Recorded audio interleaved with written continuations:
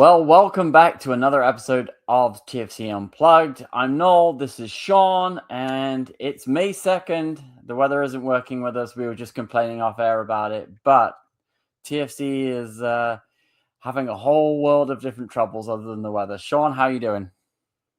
You know what? I'm doing well, all things considered. I should be miserable right now after the Liverpool loss, but you know what? It's this in my mind, that's the season's already over. And I kind of just waiting for that to end. Um, and I think I'm kind of hoping the a bit of a break from this and MLS will kind of reinvigorate my love for the game because it's been a hard, Premier League season and, a bit of a rough start with the weather for TFC. So I think, is that where you want to kick it off on another cold day at BMO Field yesterday? Because it No, you was know cold. what? We have to start with the injury crisis. Because before we even got to BMO yesterday, we all Friday night saw, I think it was Molinaro or whoever tweeted out the list originally, just in terms of who was going to be available for today. And I think we all sat there and went, no, that can't be true. We've got 10 players Yeah, out. Well, yeah, I think there's 9 confirmed, 1 questionable. The questionable being Josh yeah. Sargent, and obviously we didn't see him yesterday, so you can call it 10. So the 10 man void. Um, Look at the injury crisis. This has been, we have it up because it's something we always feel like we have to talk about every year. Which I don't know if it's the pitch, the medical staff, or when we recruit players, because that's the other part of this equation. If you look at the Mateus Pereira deal, he came with issues. We did a medical, and they've now kind of said, oh, it was a better medical than what was originally reported. We just took, the other club's word for it. But I don't know what it is. But this isn't just a this week issue. And, I listened to Robin Fraser yesterday saying, he's never seen anything like it. Have you not watched TFC for the last 10 years? Like, injury list has always been unusually high and it's not getting better. And it's like, what are we doing as a club to reduce these injuries? Because it clearly has an effect. Because my biggest gripe on many things I gripe about with TFC is the fact that we never get our best starting 11 because they're always injured. That is, I think you don't have to listen to us for long to hear us say that in any way, shape, or form. So what is it? Is it the medical staff? Is it the pitch? Is it we seem to be buying players that are injury prone or injury prone on this pitch? What's your thoughts? Because I think it's the medical team personally. I also think it's part of the pitch, but that's just my Okay, opinion. now are you saying as in BMO Field pitch or Yeah, is in the training center pitch? Well, could I be both. I I'm gonna could say say not both. BMO pitch. The reason I'll say that it's not the pitch is it's a brand new pitch that they've installed for the World Cup. Mm. So it's not the same that they've been playing on for the past few years. Um, so I would assume from what I understand, it's a better quality. It's specified to certain standards that FIFA requires. Um, but so I don't know if I'm going to say it's not that. It could. Because Is it the again, training pitch though? That's kind of where that's they it. spend So most of I the think time. Like, you is would it go like to something that they're on every day that I don't know because ye- I'm not a grass expert. Like, but who well, knows? and this is where I think you're probably leaning towards the training center, right? Yeah. Because if I'm correct, they it may not be the exact grass that they use at BMO Field. They don't have the same irrigation system set up at the training center, so you're not getting the exact same surface. Secondly, we've had a miserable weather, like back to the weather comment, but that weather is a factor of what how it affects their training over at the training center, right? So if it's too cold, they're training indoor on turf. The Yeah. outdoor That's what I mean. That's what I'm field getting at. Yeah. isn't right. The outdoor field isn't as good as or as high quality as what they're getting at BMO Field. So that comes into effect. So it's a combination of probably that though the practice facility plus you have to question the medical staff because we went into the game with 10. How many did we leave in total with when you look at Stevanovic getting injured just before halftime, being subbed out, potentially he's out. You know, it's a very serious, worrisome issue right now with what the amount of players we have injured. The only positive is that in a month's time, all these guys can have a couple months break to rest up, and because you got to think there's a few other players with some knocks, right? Because I'm sure a couple of them they're really just resting them simply because they've came in with some knocks and they've just been overworked. I think they mentioned Cifuentes is one of the players who was in a situation like that. So it's coming to a point where you have to rest these guys or you're going to have long-term serious issues or more long-term serious issues than the ones that we currently have. Yeah, I think you're going to get some rest this week because obviously we have 2 games this week. We have the Canadian Championship, which I think you're going to see pretty much the B team. I think everyone's going to get a game. I think that game might be a break for everybody. Do you know what I mean? I think because we know we've got quite a good Canadian contingent within the squad, so I think you'll get a lot of rest this week in terms of that game. Like, yes, you still got to win it. You still got to go and perform because you need to be in that next round. That you can't afford to lose that because that will be a disaster for the club on so many levels that we don't even want to get into. So you have got that, and then you obviously have the game of the season for a lot of people, the home game against Inter Miami next Saturday, which we understand is a sellout, even though it seems like the ticket prices were on and off and up and down. So it's an interesting one. So, it's actually not a sellout. So yes, if you go on Ticketmaster, there's a single ticket available. However, I did check with Frank. There are still tickets available. Like I know that if I needed to get a couple tickets, I could email him right now, get a link, and we can get some tickets. So there are still tickets that by early this week they will be available to the public. But as of now, they're not. So, and I'm sure TFC has a few other batches similar to that they have.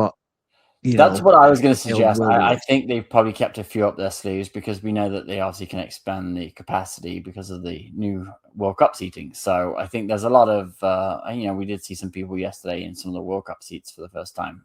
But what I would say is, I think that's the goal this week, I think, is to get players back for that game.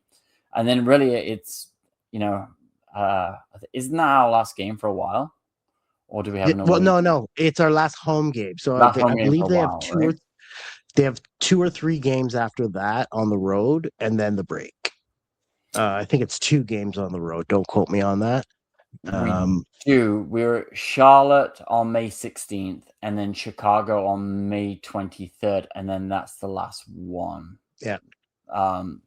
Which I'll be honest with you, I kind of and I'm pretty sure every Toronto FC fan, well, the majority, will be happy with the end of this 1:00 miserable weather at BMO Field, right? Because I think in an ideal scenario, it wouldn't have been as cold to start, in the by mid-April, we would have had at least some better weather that 1:00 games would have been a lot more bearable, and that may have flipped the switch on, the attendance factor a little. But I don't know if you think the same thing on that, but we'll get in on the attendance in a bit because apparently it improved.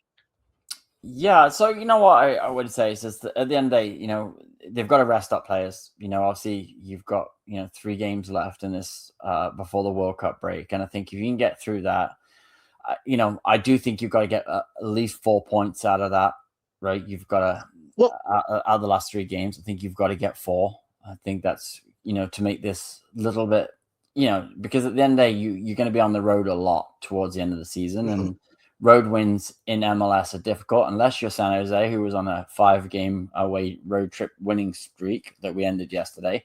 But I think that's the I do think it's critical that you've got to pick up some points. And I think, again, I said this to somebody the other day. They asked me about the Inter Miami game. I said, look, I think at the end of the day, I think you'll get a bunch of players back from injury. I think you'll get a bunch of them that I think are kind of being precautious with, let's say, Josh Sargent, let's say Cifuentes.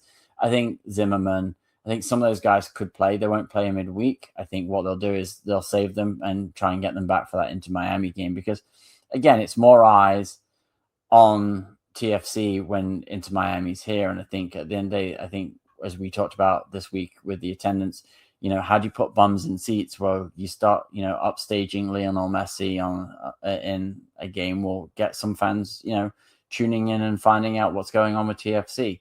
So I think they will rest some players, but that injury list it is incredible. Like it's just, there is some on there that just seem to be permanently on there. Henry Wingo, I think everyone knows my opinion on him.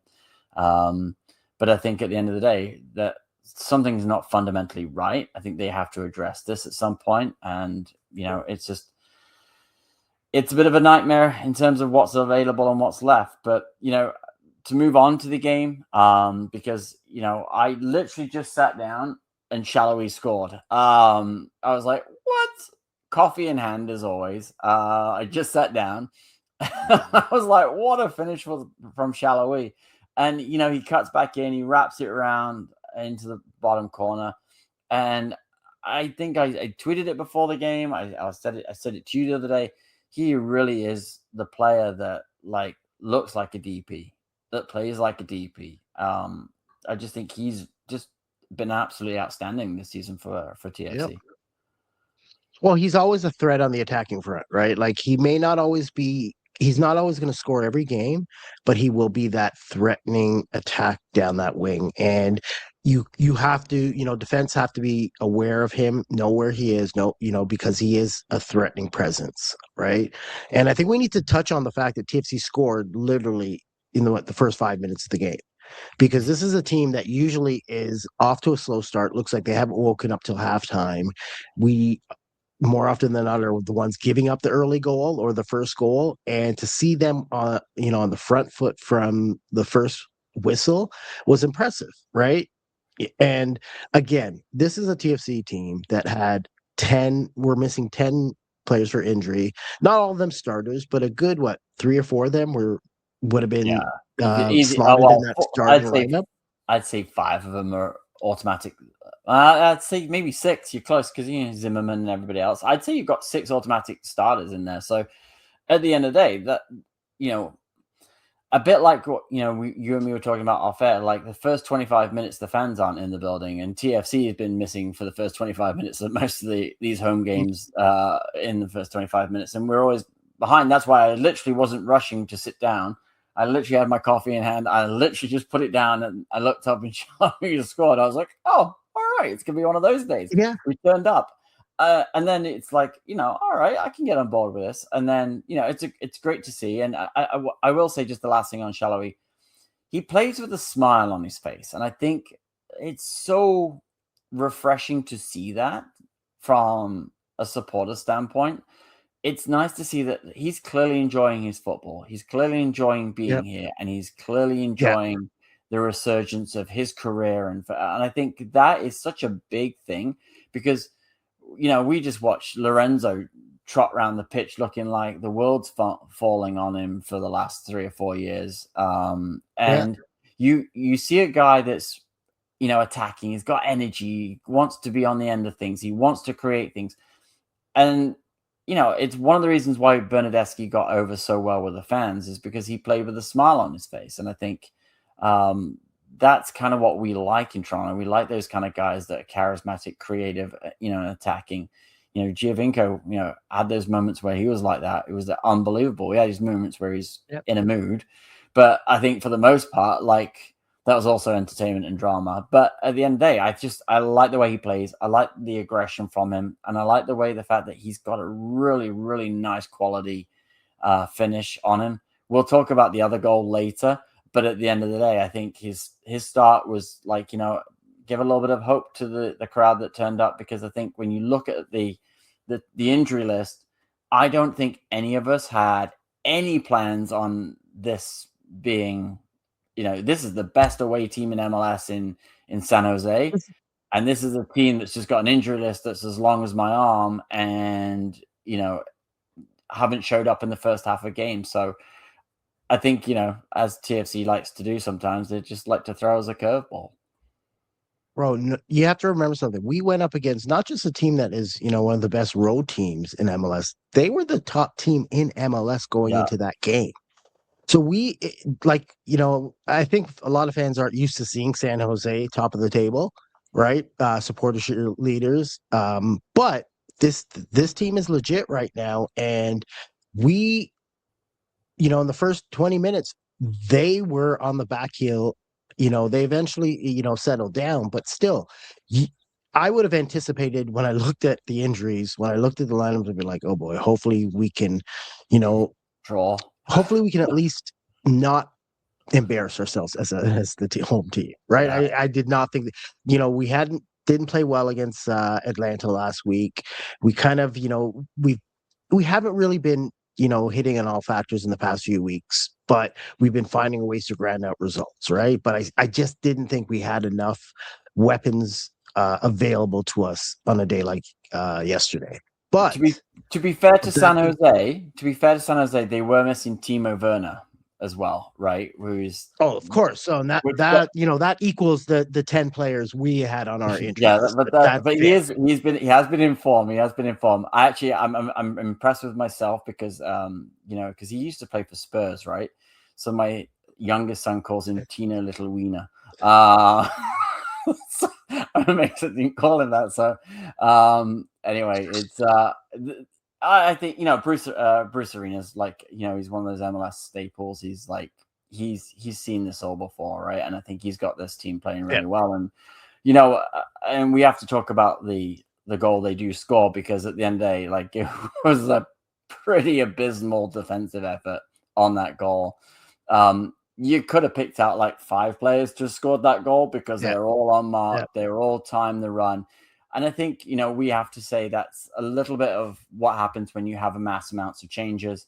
That's what happens when you have a whole back line that's not really all knowing where each other's been, because that's not Oh, normally the formation, right? Of who's at the back there, right? So it was a gaff, and I saw everyone saying, "Well, Gavin should have done better."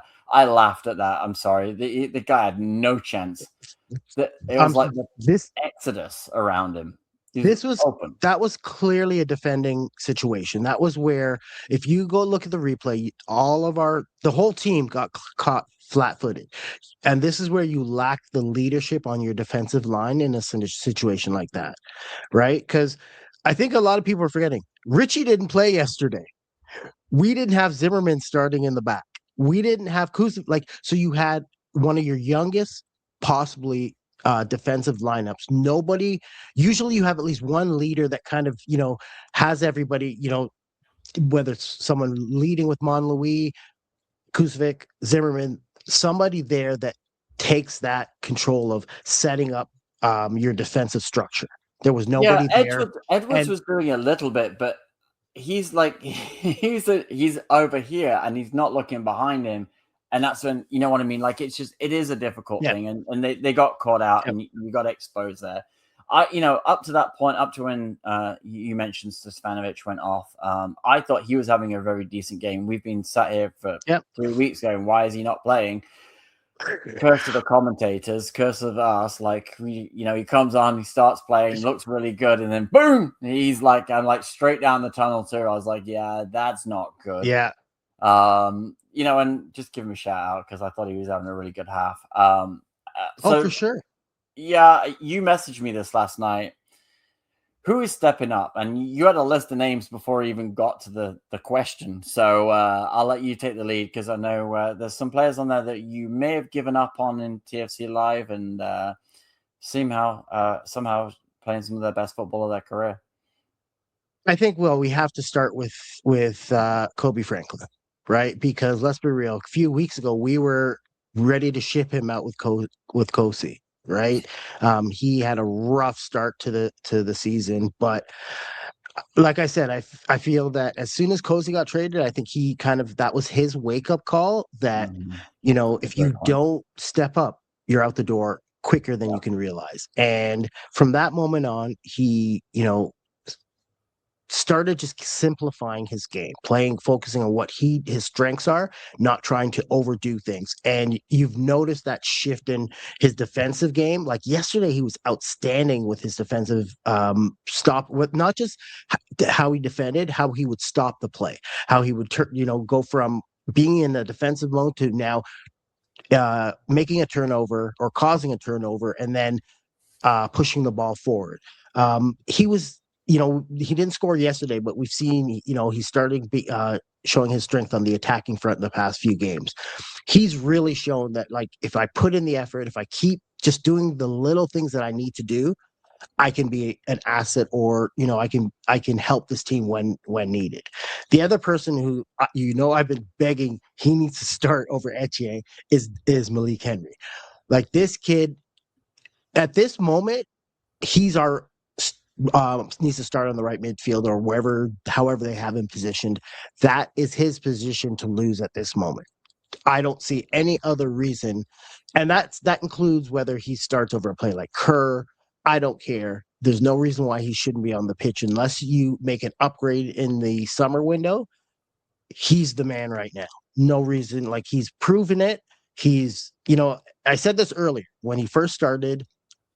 He did make a mistake to lose that position. Now that he's back in there, again, he hasn't done anything wrong to lose it. It's his position at this moment moving forward. I'm going to mention a player that the only reason I'm mentioning him because at halftime is the only time I actually noticed him on the field. And this is, to me, a good thing. When you can see a player where he's not making a mistake, he's like, you don't even realize he's out there. He's just doing his job. And that is I hate he's got one of those long last names. Simmer Mansik, I think. Yeah. You got it. Yeah. I know. Number 71, right? Like, it was at halftime. I'm like, when did they sub him in?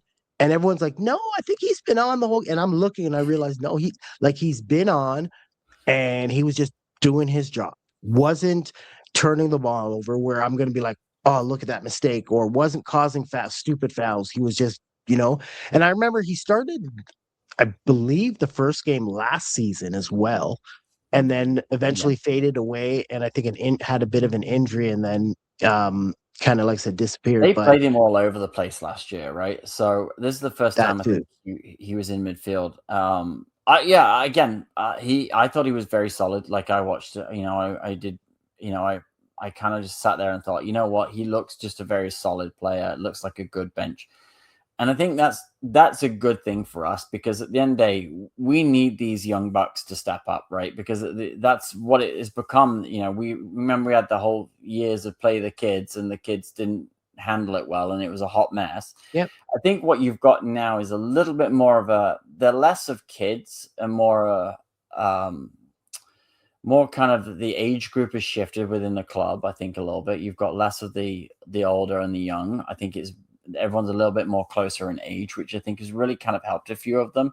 I think it might help them, right? Don't get me wrong, are all of them going to make it? No, but I think there's some players there that, as you pointed out, that you can have on the bench. And I think at the end of the day, we're all excited to see Shalloi and Corbineau on the wings. We're excited to see Sargent up front and Mihailovic. Can you imagine what that front four will be like together? That might be quite exciting. But, it's... As we are finding out with this injury crisis, it's, who's going to step up when the players are injured? And that's what we've been waiting for a lot of these guys. And yeah, I think the Cozy Thompson deal sent a message very loud and clear that, look, if you're going to screw up week in and week out, they're not accepting this. And that's one of the things that we liked about it, and it's good for Cozy. And, you go on, I was just watching this morning, I was watching the Inter Miami Orlando highlights, and, your boy Spicer there had another great game and another good goal. But again, it's just that's what you need from these guys. You need these guys to come in and to cover and deal with with having an opportunity. Like the old days when those guys off the bench were Osorio and those kind of guys where they would come off the bench and make a difference, and that's how you get in the team. Because, we brought Derek Etienne on, and he does Derek Etienne things, which is not a lot. Yeah, and that's true. Now, the other two young bucks that did play, Chisholm is the one that came in for Stavanger at halftime. You could see he was a little nervous, made a couple mistakes, settled down. I could see him shaking from here. Like, I could tell you, like, he looked, when the referee talked to him after that clumsy tackle, he was like...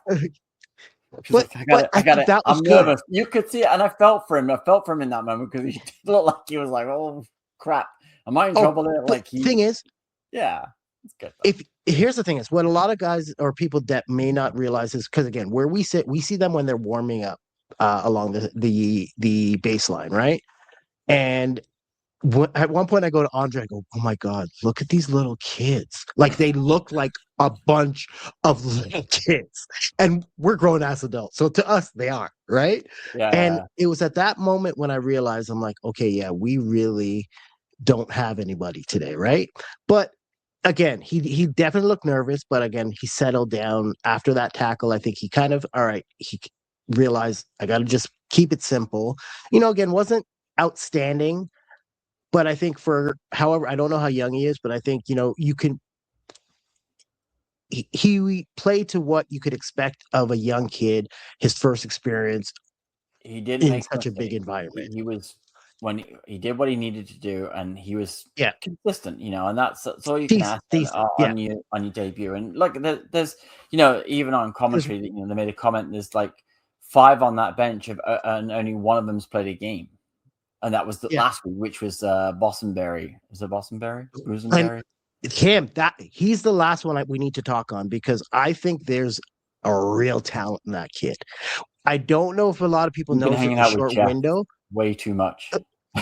No, but no, Jeff is already calling him the boss. well, okay, I'm not giving him no nicknames or anything like that, but I see something in this kid. There's a talent there, and I'm not willing to say like he's ready yet. I don't think he's there, but I think he's a player that a year or two from now could be part of the first team easily. Don't he's the kind of player we don't need to rush him.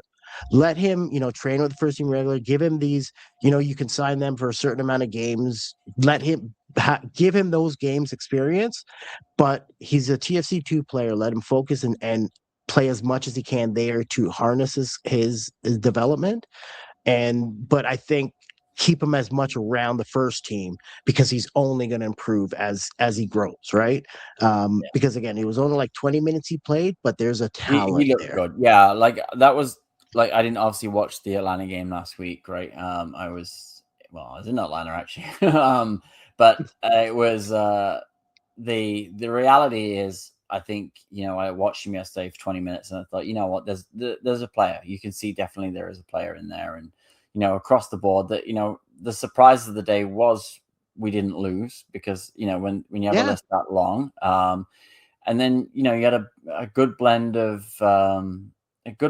age and youth and experience. And sometimes when they don't know anything, it's kind of works in your favor, right? It's the way it goes. But you know what, they did enough, and we got a result out of it. It was almost better. We should have won. We should have Let's won. be real. We should have won. So let's talk about it because it's like it's blowing up this morning. I put a short out this morning on our channel. No. And it's already 1,000 views in the first hour. I was like, what? No. Everyone who's at that stadium, anyone who's watched it will believe that if we had goal line technology, I've seen people break it down on trying to say, if you look where his arm was, this and that. It's so hard for me to tell. Like this was right in front of us, and I thought it was a goal, right? And I think you messaged me and said it looked like it may not have been, and I'm like, okay, it probably wasn't in, but without actual goal line technology to verify, there's no camera angle that can 100% determine whether that ball went in or not.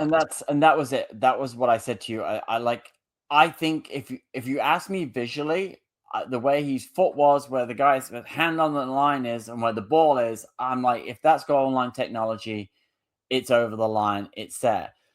But I understand why I very easily understand why it's not being given, because at the end of the day, there was no angle to overturn it to say that's definitively the ball is over the line, which prompts me to the question, why do we not have this technology in MLS? Which, if you saw a tweet earlier today, this is the reason. So it costs $260,000 per stadium. MLS voted not to do this. There is an actual per match fee that goes with that technology. Now, there are some stadiums, as we will tell you now, that are equipped with this technology because they've been used for various FIFA events and various things. So, for example, BMO Field will obviously have this feature. It says stadium on there, so don't yell at me because LAFC had it first. So BMO They will play probably have that feature because of the World Cup, right? So at the end of the day, this is what happens: is it costs money, it costs thingy, and at the end of the day, not everyone wants to pay it. And we do have a lot of cheap MLS owners, as you guys have all seen. Not everybody sticks their hand in their pockets. Not pointing out anyone in particular, Montreal. But at the end of the day, this isn't mandatory within the league. And so that's why it's not in there. So that goal line technology is available. It does cost money. It hasn't been approved. And that's why we have these controversies where it's like, is it a goal? Isn't a goal? There was one last year, very similar. I think, I swear to God, we didn't get it. I think it was NYCFC. I can't remember. But there's one where I'd happened to go and get a beer, and I was literally coming behind the goal. And I mean, actually, it was beer or coffee.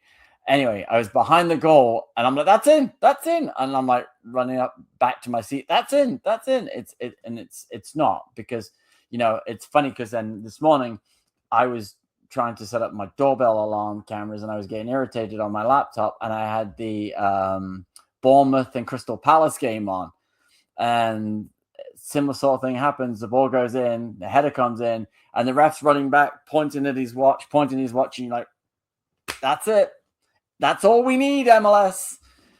And I was like, the irony of it being happening this morning was pretty funny to me. But like, at the end of the day, it's a technology that costs money. I don't understand why. VAR was MLS was the first to have VAR, but we still don't have goal line technology. And I think in this case, it would have probably said TFC 2, San Jose 1, and thing. But when you leave it down to the cameras, and you leave it down to the camera angles, and I've seen all the camera angles, I can't see one that's like, yes. In my heart of hearts, I 100% believe it crossed the line. But can I show you proof? No. And that's the reality. Yeah. And that's the frustration that I think everyone who walked out of BMO Field felt yesterday, is that we almost felt like we were cheated, because in our heart of hearts, that was a goal. But we also know that the league doesn't allow us, or does not have the technology that allows us to confirm. So we have to all leave with the assumption that, okay, I guess based on all angles, it didn't go in, but we'll always feel robbed. You got to give the San Jose player a freaking credit for just the hustle, man. Like, that's the kind of hustle that, like, he saved his team 3 points yesterday, right? Points for sure. Like the hustle on that to get back, and then the skill, and I got to say this, the skill to get that ball down backwards off the line whilst he was running towards his own net. That was an incredible clearance. Just from a soccer standpoint, just amazing clearance. But like that defender did everything. Yeah, he did everything he possibly could to leave doubt, and was enough for them to say, "Hey, we can't confirm, therefore it's not a goal." 1-1. If that was a TFC player, you and me would be sat here laudering how amazing. That's, you know what I mean? Like, again, you just sometimes also just got to respect that was a sick freaking clearance. I'm like, what? Bro did not get that. There's no way he got that. And sure enough, bro did get it. Yeah. No, you know what? You have to actually give credit to, San Jose as a whole. They defended well, because, again, like, this wasn't a game that TFC sat back and defended and just tried to absorb pressure. We went at them. They did their best to try to win the game yesterday. And I'll give the club credit, that knowing who your opponent was, knowing who you had available to you, you said, all right, we're going to go for it. Right. We're not going to sit back. And I give them credit. And again, like I said, San Jose, that's a game saving type of clearance. And it avoided them walking away with no points. It ensured that they left with the points. So you can't, no matter how disappointed you feel, you have to give credit where credit's due. Yeah. Like, at the end of the day, it was like, it was Shalloi that I felt the worst for, because it just looked like, what? Like, I don't think you could believe that, right? Like, that's what I was laughing at because it was like his reaction. He's like, "Ref, go check the cameras." Like, I saw him like 3 times, like, do the VAR sign to the ref, like, "Go check it. You gotta check it. You gotta check it." Do you know what I mean? Yeah. So, And what people have to understand, like, unless somebody in the booth can definitively say there's an angle that shows enough of the ball that you need to look at it, mm-hmm. there's no way they're going to overturn the ref's call. Right. And like I Exactly. said, we've seen every possible angle, and there's nothing that can uh that gives the ref any reason to go look at the monitor. No, and I think that's just it's just a travesty because I think Shalloi deserved that goal. I think we deserve that goal just as like you need a lucky break once in a while to kind of get you over the line, right? And sometimes Yep. that's the difference in the season is just do you get a couple 4 or 5 of those breaks that give you some points that ultimately build your confidence and put you because I think a win yesterday would have done them really good for the confidence for the next 4 games that they've got before the season goes on hiatus for 106 days. So, but you know what? A point's a point. We'll take it. We're still in the playoffs. Yep, and Right. Look, that's the positive. Like you've got injuries, you're still picking up a point here. But at the end of the day, I think this is a big week for TFC. I think they do need to make sure that we get through against Ottawa on Tuesday night. You and me will be back on Wednesday night, I think. Just to recap that game, and then is you going to tell me something different? we will remember we're recording with on the preview for the Inter Miami show. Oh yes, we have that coming up too. So we have. So we'll have to figure if we can quickly I record have to our figure that out episode tomorrow. beforehand, Yes. or maybe we'll try to do something in midday on Wednesday during the day, so that we can. So yeah, we're gonna be doing, just so you folks know why we're sitting here mumbling like this. We're jumping on the Inter Miami. Do you know what the name of their show's called? You should know. You've been I think coordinating this. herons. So So we'll be jumping on there, and they'll be jumping on with us this week, and then we'll recap the Canadian Championship game as well. So you're going to get a lot of us, yeah, and then well, obviously the Miami game will be on Saturday, so we'll be back on Sunday. This is feeling like a full-time job here, Sean. And then after that, we have a couple of away games, and then Sean will be solo, and he'll have a friend or two, I think, to join him because yours truly is MIA again. when are you? Which game are you missing? The away I'm away missing games. both the away games.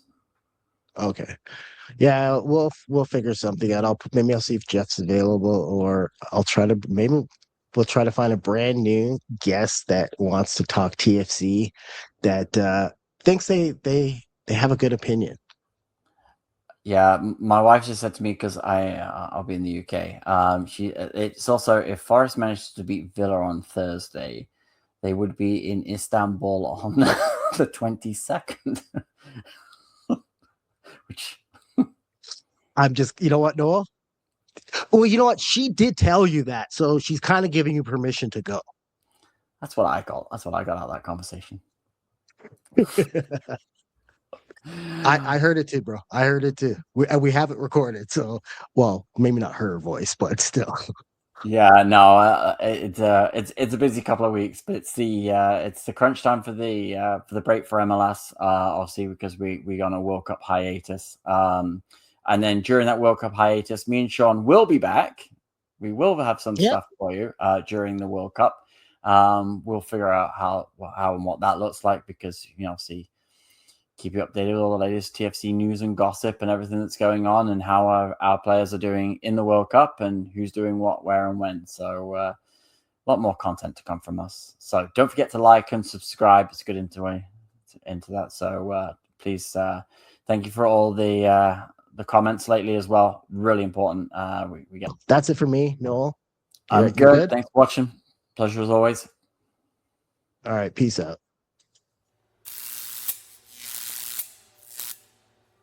Like what you hear? Smash that like button, subscribe now.